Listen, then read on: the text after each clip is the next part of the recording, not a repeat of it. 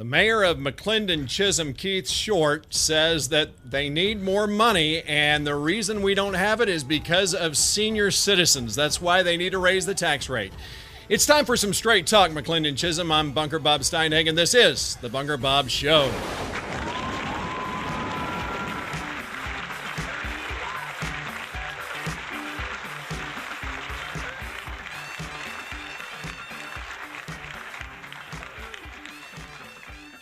Yes, and a good, it's Tuesday afternoon. Obviously, we just came out of Labor Day, and I hope it was a good one for you. It was for me and my family, and it is great to have you back with me this week. And today, I'm going to be focusing on more on the tax rate increase proposed by the City Council specifically, and what specifically the mayor of McLendon-Chisholm is proposing and is saying during the city council meetings and in a public statement.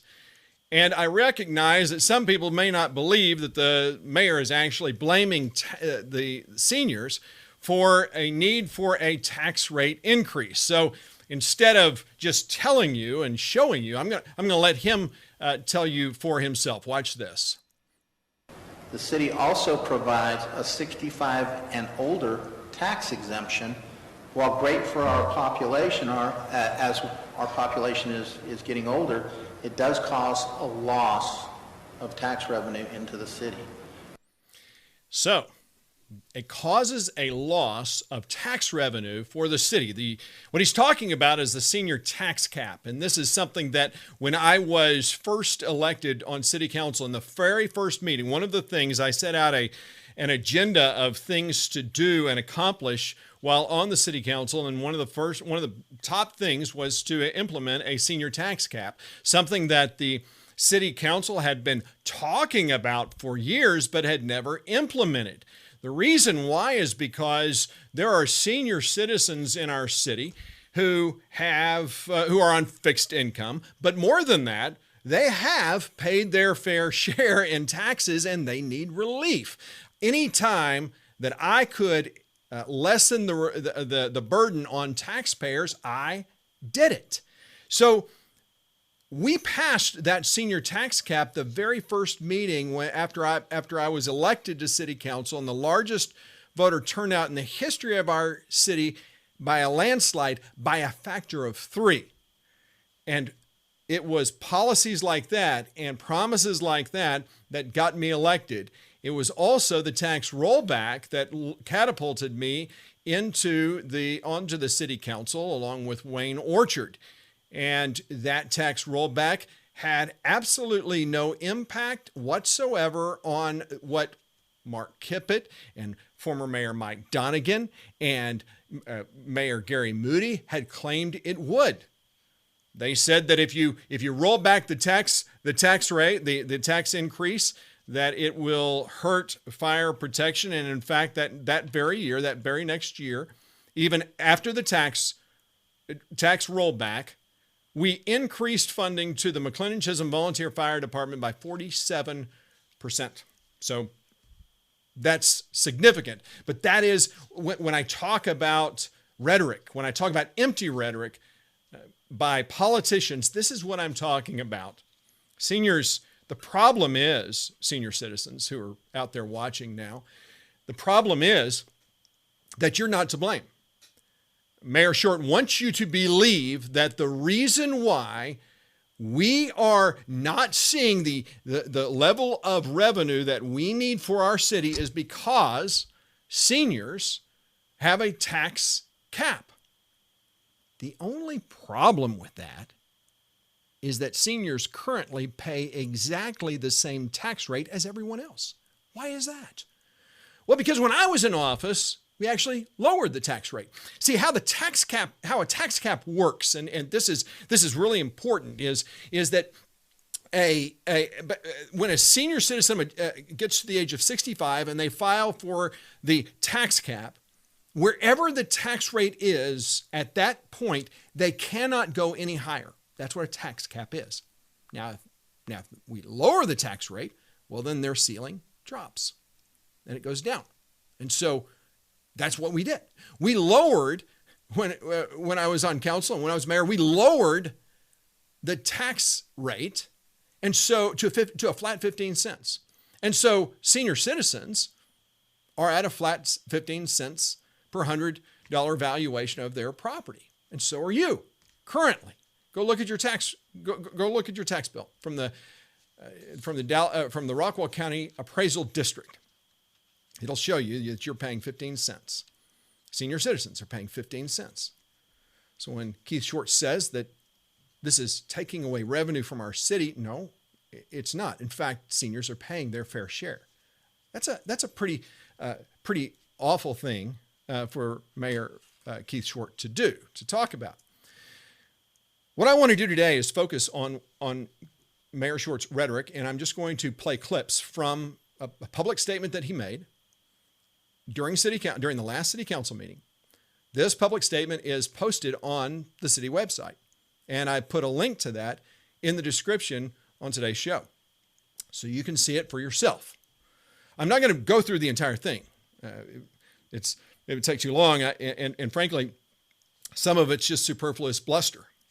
I want to focus on the things that he says that you need to be aware of. And I'm going to start at the beginning. I'm going to let Mayor Short kind of introduce his proposed tax rate increase. Council has proposed a budget generating revenue in the amount of $1.3 million with a tax increase from 15 cents to 16.5 cents to support this. The rollback rate for 2019-2020 is lower than the effective rate this year due to extra debt payments that were applied in the last 2 years. The extra debt payments pushed back the rollback rate to a much higher number as debt service may rise as high as necessary to cover debt expenses, including scheduled debt payments and any extra debt payments. Yeah, so this is basically, he's explaining why the tax rollback rate is higher, lower than the effective rate. And so just to be clear about this, and I got corrected on something that I said on the last show about how the debt, the interest on the debt is at 3%. Doctor of Finance gave me a call, chastised. He's very mean. I just want you to know he almost made me cry he just gets on you if you're wrong about something. And he corrected me. He said, "What are you talking about? 3%? It's 4%." So basically, the interest on the debt that we're paying is 4% currently. The best that we can, that our city could possibly get on putting money into a savings account would be 2%, and that's because state regulates what cities can invest in. They will not allow a city to invest in risky investments. That way, you don't have cities default, which is understandable and is why they did that. But bottom line, the fact, the reason why this is important. Let me put it this way: the reason why this is important is that whenever you put money away toward debt, that is protected from a tax rollback. This is what is so insidious about what the mayor and city council have decided to do. Currently, all senior citizens are paying 15 cents. So is everyone else. The mayor and city council believe that paying the debt, and the reason, by the way, they're paying 15 cents is because even though the effective rate was lower in the past few years, because we were focused on debt, everyone contributed to paying off the debt. What the mayor is saying is that he wants to stop focusing on the debt, and now he wants to focus on setting money aside for a rainy day. Well, when you do that, because it's not going toward debt, now you're falling back to 12 cents is the effective rate. That's effectively what you would raise in tax revenue if you wanted to get the same amount of money in. That's what it would cost each taxpayer, 12 cents. So make sure you're listening carefully to what the mayor is saying. because a lot of this is political bluster. And if you blink, you might miss it. The bottom line is they don't care about debt. They care about growing the size and scope of government. And let's listen to some more so I can prove what I'm telling you. Listen to this. This council has indicated a preference to move funds from the debt side to the operating and maintenance side of the budget where funds are needed most to maintain and enhance services. This causes the rollback rate to decrease. This explains why the rollback rate is lower than the effective rate this year. Did you get that? I love the council has indicated a preference to move funds from the debt side to the operating and maintenance side of the budget where funds are needed most. Funds are needed most. So what he's saying is that there is a budget problem, that there's a funding problem. Well, I will show you empirically that that's not true. The problem is there's a leadership problem is what's really going on in our city. But let's keep that in mind. Keep that in mind. So let's keep listening. The city also provides a 65 and older tax exemption. While great for our population, as our population is getting older, it does cause a loss of tax revenue into the city. You hear that, seniors? It's your fault. It creates a loss of tax revenue, the tax cap, even though there is no loss of tax revenue to the city. None. None has occurred, and none will occur if the city council city council were to maintain the focus on debt. But they're not doing that.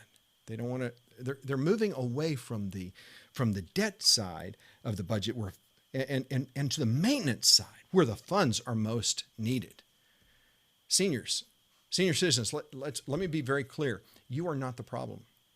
Your tax cap is not the problem. The problem is that we have a city council that is focused on growing the size and scope of government. Don't believe me. Don't just trust what I'm saying, but listen for yourself. Currently, the city does have surplus funds, but those funds are not dedicated for a particular purpose. The city has surplus funds. And I'll show you what the surplus funds are. Understand this budget is supposed to raise, this tax rate increase will bring in $1.3 million to the city budget. So how much surplus do you need to be effective as a city, to be safe as a city? Notice that they don't tell you that. They're not expressing that point. What we will find, though, is we will find some answers as to where they're going with all this as we continue. Watch this. This could cause confusion as it may appear funds are available for general operating expenses and may suggest that a tax rate increase is unnecessary. A fund balance policy allows a city to dedicate funds for assigned and or unassigned uses. The proposed tax rate of 16.5 rate will provide a surplus of funds for the 2019-2020 that may be applied to various fund balances, including a fire capital replacement fund. You see what he just said. This tax rate increase is not to meet a need of the city. It is to provide a surplus of funds for the city, where we can stock that away and earn 2% interest rather than paying off debt at 4% interest. Are you starting to see why I have said all along this is a tax and spend big government city council?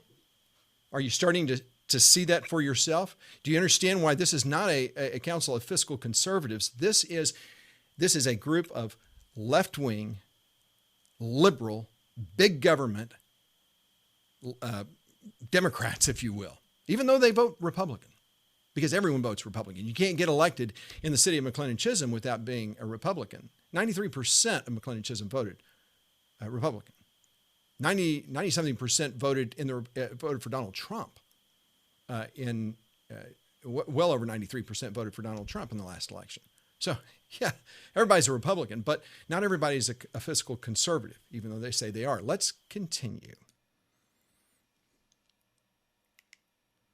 Oh, you know what? I'm sorry. I did want to highlight this. So we talked about the fund balance, and what he's talking about is a fund balance policy. So essentially, what's in our fund balance really? Well, if you scroll down on this policy, you'll see that there's $665,284 as of July 31st, 2019, unassigned and unrestricted cash, if approved, could be allocated between certain funds.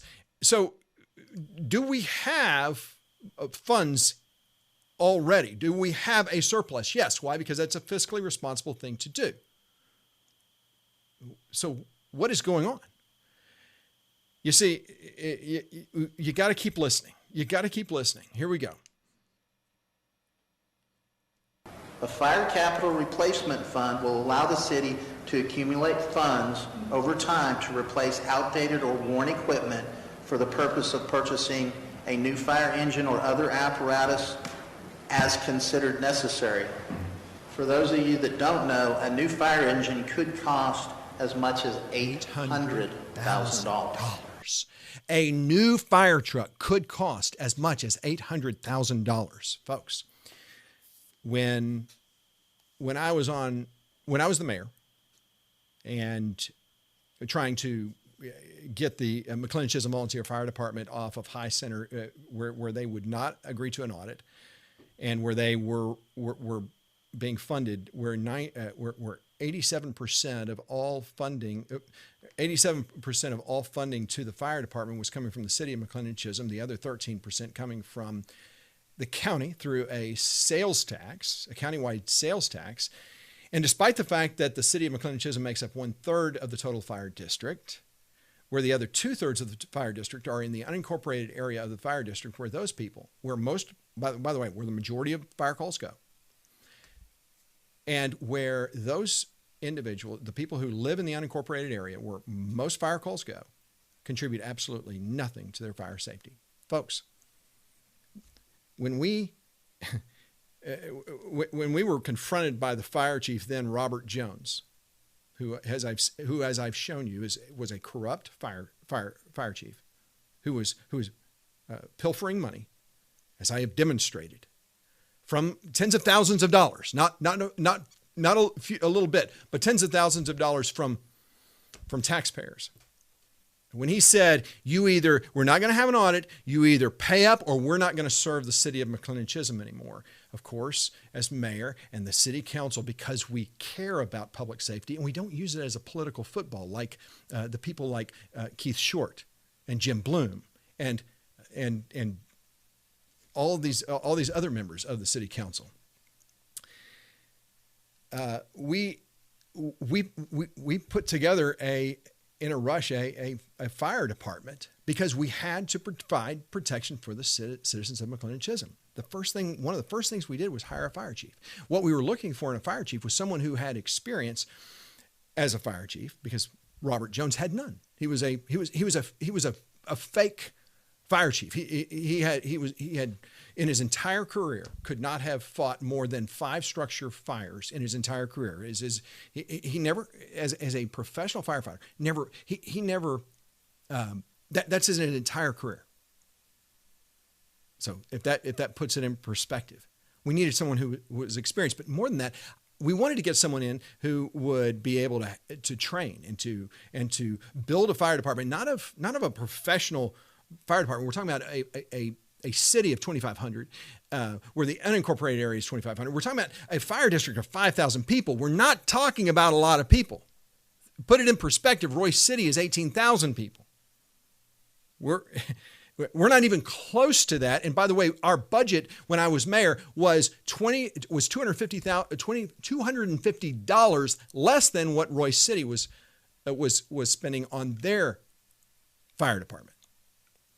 So we were looking for a chief who could bring in people from Dallas Fire Department, other fire departments all over all over the DFW area, and the reason I say that is because those who are on, you may not know this, but firefighters with big cities especially, they typically work 1 day on and they're typically 2 days off. And so that's why most firefighters have a part-time job, have a second job, I should say. And so by utilizing firefighters that had already been trained, that were already certified, that already had all the insurance that they needed, all that stuff, if we could focus on that, that's what we brought the fire chief in to do. That's why we hired Chief Simmons, because he said, yes, I can do that. I like this plan. I think it's reasonable. One of the things that I highlighted with him was the fact that the current fire chief, Robert Jones, with the MCVFD, had said that for the MCVFD to merge into the city would first have to buy a ladder truck. How much does a ladder truck cost? $800,000 to $1 million or more. So when Mayor Short's talking about a fire truck costing $800,000, he's talking about a ladder truck. Think about that. In a city that has 2-story buildings, we don't have 3-story buildings. And in fact, by the way, the city can regulate and prevent 3-story buildings from going up. When the new schools are built, we can regulate because there's so much land that these schools have. They can go wide. They don't have to go high. We can mitigate the need for a ladder truck, but no, that's what they're preparing you to do. And you know what Jim Simmons is saying now? We need a ladder truck. When I told him that the former fire chief was saying we need a ladder truck, he laughed out loud in front of me and Scott Terminal. He said, that is the most ridiculous thing I've ever heard. Now, guess what? We are not hiring people from the other fire departments. We've actually staffed our fire department, city fire department, with people that are on full time, that are being paid full time. And we're also paying benefits to those people. We're also having to pay for the training of those people. And despite the fact that the MCVFD, according to the Texas A&M Forest Service, had given funding through grants for bunker gear, for brand new bunker gear for the MCVFD volunteer fire department firefighters, including those who were being paid. Despite that, when these same firefighters came over to the city of McLendon-Chisholm, they did not bring their bunker gear. And so where's the bunker gear? So now the city, by the way, the city is paying tens of thousands of dollars in bunker gear for new bunker gear. You see why there's a problem, folks?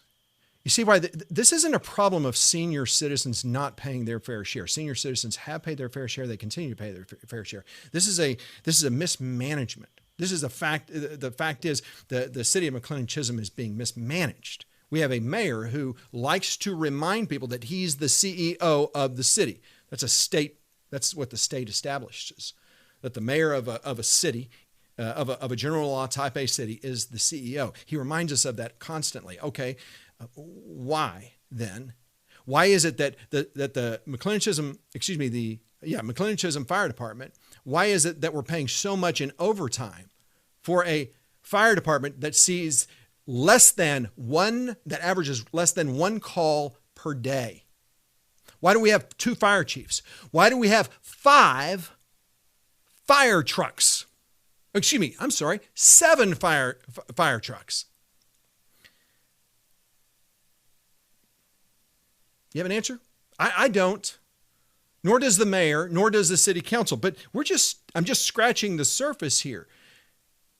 Because notice what they're not talking about. We're going to keep going. I want to keep going. I want to keep listening to what the mayor is talking about here. I want you to keep listening so that you can be informed about what's really happening. Listen to this.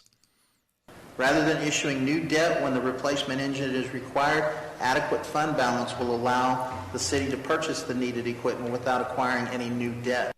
Did you hear that? Hey, if we have a fund balance, that means that we won't have to acquire new debt. How do you know? I'm not even going to answer this one. You should know the answer to this. I will answer it, but You should know. How do you know that a politician is lying when he talks about not having to raise your taxes in the future? He's moving his lips. That's how you know. Did you notice what he's saying? If we had this surplus, then we're not going to have to raise taxes in the future. We're not going to have to, we're not going to have to go into debt in the future. Really? Really? Think about what it would take to raise $800,000. But more importantly, think what we could save the citizens of McLendon-Chisholm. Because when I was on city council, when I was mayor, we saved hundreds of thousands of dollars in interest for the city of McLendon-Chisholm, for the taxpayers of McLendon-Chisholm. Why? Because, I don't know, I was serious about the keeping costs down. But it gets better, folks. It gets better. I'm telling you.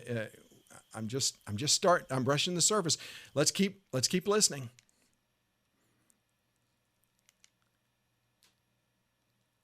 If the city only adopts the rollback tax rate, the city will consume existing surplus in the financial years 2020 through 2021, when the SAFER grant funds dwindle and the city must fund an additional $218,000. Furthermore, the fire department operations will be unable to continue at the same service levels when the SAFER grant expires in 21-22, when the city must fund an additional $252,000. You see, the SAFER grant that when I was mayor we got, we applied for and eventually won. Thank you to Lisa Paloma, the city administrator, and to Scott Turnbull, the doctor of finance, who is a member of city council, for spearheading that and making that possible. And he's talking about how the SAFER grant's going to go away. Let's be very clear. The mayor and city council are very much aware that the SAFER grant is going away. What is their solution for when that happens? Their solution is to tax you. What about those who live in the unincorporated area of our fire district? What about them? What is their plan to get those who live in the unincorporated area of the fire district, and who, by the way, receive the same level of service as you and me from the McLendon-Chisholm Fire Department? Where's the plan to get them engaged? I had a plan. I've talked about it before very quickly. It's very simple. If the only calls, let's start here. The only calls that the city of McLendon-Chisholm should respond to when it comes to those in the unincorporated area are confirmed fires. That is my position on this. Why? Because the county of Rockwall is providing us with, as I said before, right now, because of what we're talking about. When I was mayor, it made up 13% of the total fire department's budget. Now it makes up far less than 5% of the budget. That stipend, $67,500, comes from the county, Rockwall County, through a sales tax collected in the county and in the unincorporated areas of the county, and that money is then divided up among all the cities to help support fire safety and public safety in the unincorporated areas. Okay, so we are obligated, because we've taken that money, we're obligated to respond to fires. Beyond that, a smoke call, an alarm code, anything else that falls outside of our city limits, the McLendon-Chisholm Fire Department should not respond to. However, for those who are in the unincorporated area who would like the enhanced level of service that you and I receive, they can be part of they can create pay into a membership. They can pay a fee. That's one way to do it. And that fee is an annual fee, so they can get the enhanced level service. Or if we don't like doing that, then we can just do what the Rockwall County EMS does, and that's charge a fee whenever we come out. And we send them a bill. And those who are outside, by the way, the same people, the Keith Shorts, the Jim Blooms, the Mark and Lorna Kippets, the William Dahls, the Trudy Wosners, all of these, and Nathan Hodges, by the way, too, the illegitimately newly appointed member of council. They all think that's a terrible idea. Why? You can't charge someone. If their house burns down, you can't charge a person for serving them. Why not? Is my question. Why not? Guess what? If you take an ambulance ride to the hospital in an ambulance or in an air ambulance, a helicopter, that's even better example. If you take a ride in one of those things, afterwards, whether you die or not, you get a bill and you've got to pay. What's wrong with that? Well, according to the city council, that's just immoral. It's okay for ambulance services to do it, but it's not okay for our fire department to do it. I am waiting, and we all should be waiting for this city council to step up, to stand up and say, okay, we're going to solve the problem of this disparity between those of us who live inside the city and provide this outstanding fire service, where we're not just paying people, they're getting benefits and they're getting overtime, folks. I talked about how Keith Short's the CEO, how he wants to be CEO. Why are we paying so much overtime? There's some Facebook thing going around that the fire department, and I even hesitate to talk about it. That they were overpaid $60,000 and now they have to pay it back. That just seems so unrealistic. I think whoever posted this can't be telling the truth, because you're talking about, literally, most of the people who would be overpaid, if it's $60,000, you're only talking about how many people do we have being paid on the fire department? What, 6? That's $10,000 a person. They have to pay back. Really? No, I don't think so. No, they're paying this outrageous overtime. Why? Because this is a mismanaged fire department. Thank you, Mayor Short.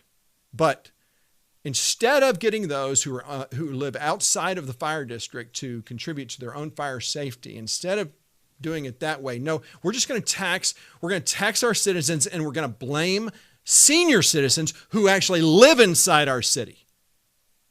That's what we're going to do. We're going to be better to those who don't even live in our city than we are to our own citizens. There's a reason for that, folks. Look at their campaign finance reports. Oh, that's right. Their PAC still hasn't filed one. These people, those of you who are on FU McLendon-Chisholm, the Friends Uniting, euphemism, Friends United for McLendon-Chisholm. Those of you who are still on that, why don't you take a look at who your moderators are? Because I can count 3 of your moderators who don't live inside the city of McLendon-Chisholm, but who are propagating false and misleading propaganda to make you think that what you're doing is the right thing. So, and what the city council is doing is the right thing. Okay, I'm going to keep going. Let's keep going and keep listening. TxDOT is proposing a payment of $4.5 million, which we will get into that in another agenda item later on in the evening, for a replacement of our existing fire station. So, the TxDOT is giving the city of McLendon-Chisholm is paying for a fire station, paying $4.5 million for a fire station. Folks, I didn't have this in this presentation, and I realize that. Let me make sure I keep my place. I realize that this is important. I talked about this on the last show, but I want to show you what is being proposed here, so that you can have a better understanding and appreciation for what TxDOT is providing the city of McLendon-Chisholm. This is a rendering and a layout of the proposed fire department or fire station for the city of McLendon-Chisholm. And if you look at the size of it, the sheer size of it is absolutely mind-boggling. Look how many rooms there are. Look how much space it takes. Folks, you got to ask yourself a real simple question. We are a city of 2,500 people. And this is the fire department that we're going to build. Now, okay, I realize I'm sure there are people out there who are saying, well, wait a minute, well, how much is that going to cost? Well, I'll let the mayor answer that question for you, because I think his answer is indicative of the difference between liberals and conservatives. So here we go. Watch this.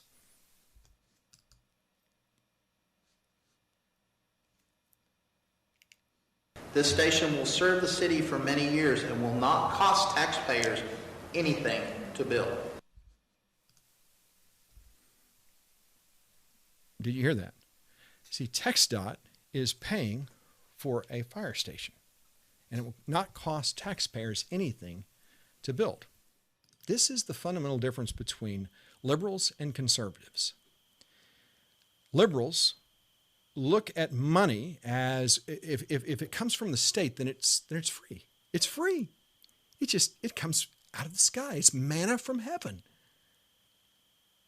Liberals don't recognize the fact that it's not free, that actually taxpayers do have to pay for it. The difference is the burden for our fire department is spread out among all taxpayers in the state of Texas, as opposed to just those of us inside the city limits of McLendon-Chisholm. See, here's what drives me crazy, and this is an important point that I think it should not be missed. When I was on city council, there was a radio tower, an emergency radio tower that the county, Rockwall County, wanted to build. And they wanted to put it on City Hall property, which would have cost county taxpayers nothing to put it on our City Hall property. We have 15 acres. Mayor Moody, Councilmember Hatfield, Pullen, all that group, they said, no, can't have it here on our city property. And I don't really understand why. I still don't get why. I find it funny because of what happened later, but I digress. So what happened then was that the county then went out and they found a piece of property that they were going to put this cell phone tower on, or excuse me, not cell phone tower, this emergency radio tower. This is because they're creating a new system, emergency radio system for all Rockwall County departments that was going to benefit everyone. So they found this piece of property. Well, when Wayne Orchard and I were running for office at the time, and Wayne Orchard said, "This is one of the things I want to do if we get elected is I want to bring Mark Bailey, Dennis Bailey back, the county commissioner, and I want to ask him to reconsider the City Hall property." We won the election, and that's exactly what we did. And maybe it is Mark Bailey. I'll get pinged. Is it Mark or Dennis?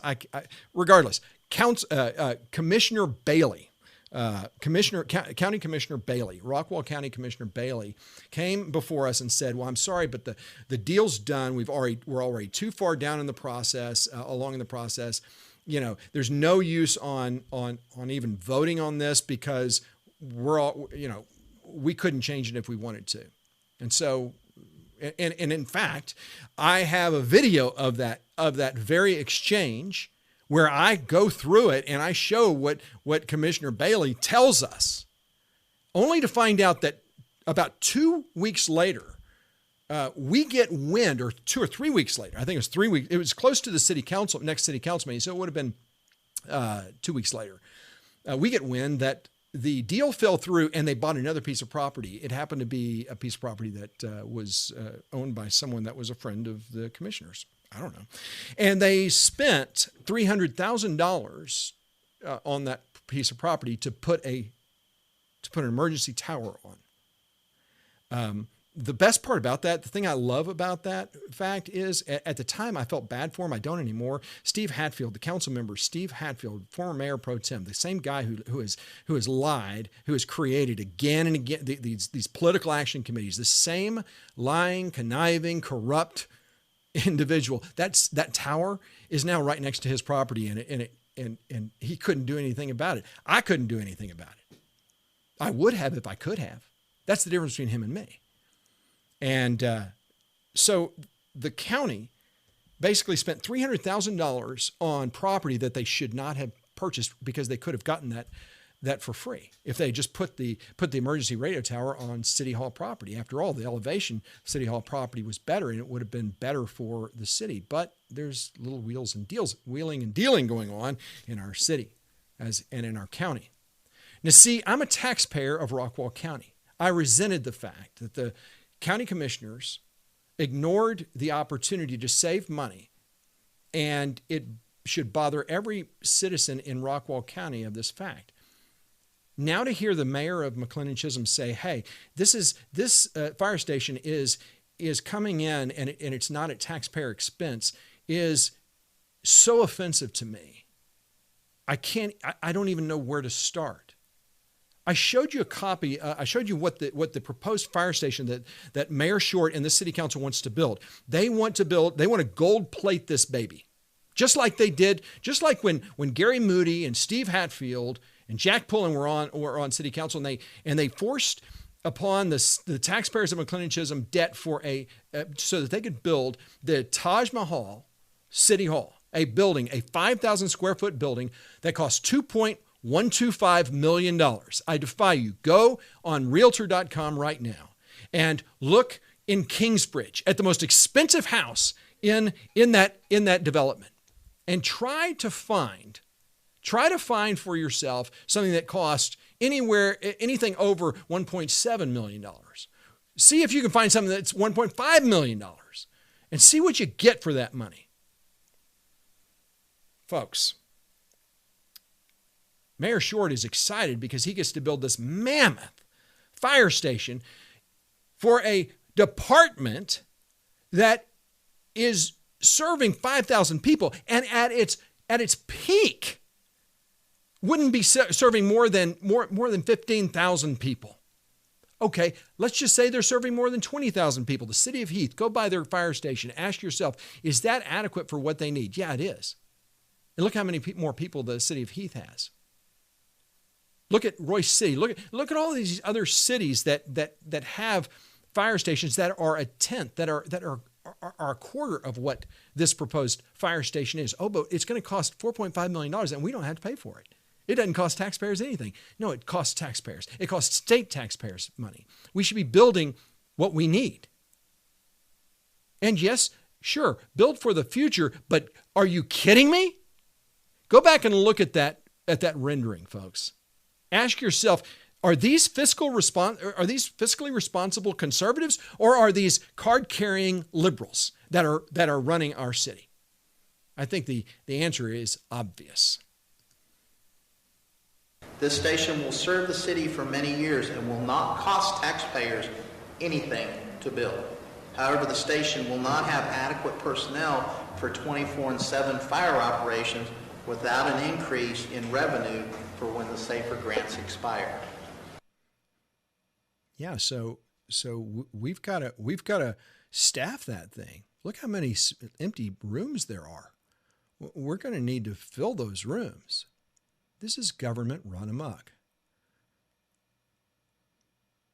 If you're not angry right now, you're not a conservative. I'm just going to tell you that. This is not good for the city. This tax increase is an opportunity for this city council to continue its tax and spend big government agenda. They're trying to sell you a bill of goods and trying to act as though it's someone else's fault. Ironically, they even try to blame me and former city council for some of this problem. The problem is, I can demonstrate that they are lying every step of the way. They don't care about facts. But I do. But I definitely care about facts. They don't. Folks, this is, let me just keep going. The proposed 16.5 will also allow for funds for code enforcement services, allowing the city to enforce current ordinances related to health, safety, welfare, and protection of property values. Presently, the city does not have a code enforcement officer or staff. Yeah, I go back to the hiring of Jim Simmons, the current fire chief, and what he said to us when we hired him. And one of the reasons that we hired him was because he had the ability, or he was also an officer, and he wanted to fulfill the code enforcement officer position as well. We're talking about a city that has less than one fire call per day. When you only focus on the city of McLendon-Chisholm, that's half of that, far less than half of that. So yeah, for a few dollars more, you can just add, the whole point was to bring Simmons in. He would be the code enforcement officer. But wait a minute, we want to bring in a new person for that. Why? Because it grows government. Remember that 5,000 square foot facility, our city hall building, the one that I was up in arms about, the one that prompted me to lead a tax rollback fight that we won, by the way, and put me on city council. Yeah. That building, I said back then, the whole purpose of it was not to provide adequate growth opportunities for the city. No. It was to create an open vessel to fill, so that city government, those who are elected to office, could say, we need to fill this. We've got an opportunity. We need more. We need more government. It's exactly what's happening here. We need more government. More government. But let's not stop there. We need more government is what Keith Short is saying. The proposed 16.5 allows for modest raises for some staff to be determined by council, and allows for the hiring of additional city hall staff should the need arise. Now, he's very specific here. Should the need arise? He says that doesn't mean that we're just going to hire more staff. It's only if the need arises and the council votes in support of that. Folks,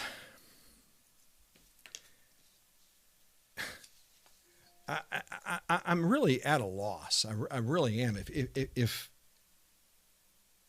If you think that this is okay, if you think that this is the kind of government that you want, well, okay, great. You've got it.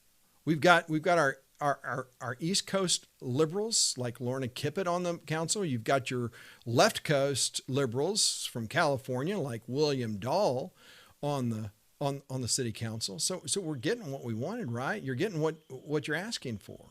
As I've said before, we deserve the government that we elect. And because so many people were just not paying any attention to what was true, what was honorable, and what was right, you pushed me out of office. And then in the last election, you pushed Adrian Balcom and Scott Turnbull out of office too. And you did not, and you, instead of getting David Day, you decided Lorna Kippett was better. I'm at a loss. Folks, the city council is about to raise our tax rate 6 to 16.5 cents. That is not a 1.5 cent tax rate increase. That is a 4 cent tax rate increase, because they're choosing to move away from the debt. Now they're taking that money that was going toward the debt and they're putting in a little fund so that they can go out and spend it. And they have no desire, none whatsoever, as they have demonstrated by their actions, to find other means of getting that information, or of getting. Hold on just a second. I'm getting a text I don't want to miss. Let's see. I'm getting some corrections here. 2 houses next to each other, 2.8 million. Okay. So in Kingsbridge, if you look online, you can get 2 houses next to each other for 2.8 million. That's 10,000 square foot, and 1.7 million for a 7,000 square foot house. Now, understand, I'm not saying that a commercial building isn't more expensive than a residential home. It is. But $2.125 million for a 5,000 square foot city hall? Seriously? I believe Simmons spent city funds to be trained as a code enforcement officer.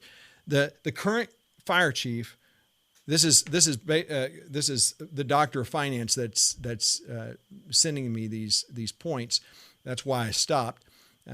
He's emphasizing the fact that Jim Simmons, the fire chief, with city funds, was trained to be a code enforcement officer, and yet the mayor is now saying we don't have anyone to be a code enforcement officer.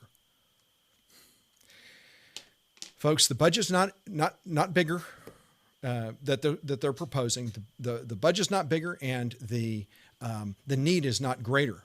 The fact of the matter is we have a tax and spend city council and mayor, and they don't care about what is true. They don't care about what is honorable or what is right.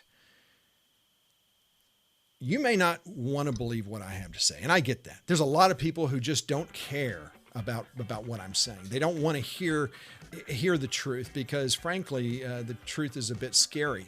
I get that. A lot of people try to dismiss me and others because we're so critical of what's happening, but there's a reason for it.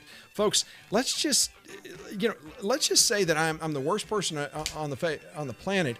Does it matter if my facts are correct? If what I'm saying is true, then shouldn't you want to change a lot of what's happening? Folks, next Tuesday is a public hearing. This is your opportunity to go before City Council and say that what they're doing is wrong. I'd like to know how many of you are interested in a tax rollback fight, putting it on the ballot. Should they move forward with their tax increase? The tax rate that they should approve should be 12 cents. That's what the tax rate they should approve. Not 15, 12 cents. Since they're not going to put it toward debt,